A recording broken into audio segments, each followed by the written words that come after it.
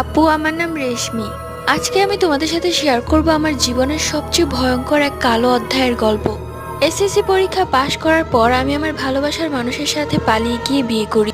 আমার হাজব্যান্ডের তখন কোনো ইনকাম ছিল না, সে তার ফ্যামিলির উপর ডিপেন্ড করত, কিন্তু সে আমাকে অনেক ভালোবাসতো।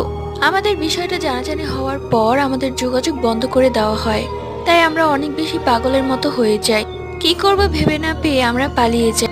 ওর ফ্যামিলিতে কেউই আমাকে পছন্দ করতো না, আবার আমার মা বাবাও আমাকে ত্যায্য করে দেয়, বলে এরকম মেয়ে থাকার চেয়ে না থাকাই ভালো। শ্বশুর বাড়িতে অনেক অত্যাচার করে আমার উপর, কিন্তু আমার স্বামী আমাকে খুব ভালোবাসতো, সেটাই ছিল আমার কাছে অনেক বড় একটা পাওয়া। কিন্তু আমি দেখতে লাগলাম সময় যেতে যেতে আমার স্বামীর পরিবর্তন, সে যেন আমাকে আর সহ্যই করতে পারছিল না। আমি ভাবলাম হঠাৎ কি এমন হলো। একদিন ঘর গোছাতে গিয়ে আমার স্বামীর বালিশের ভেতর একটা তাবিজ পাই। আমার বুঝতে আর বাকি রইল না তাকে তাবিজ করা হয়েছে। আমি খুবই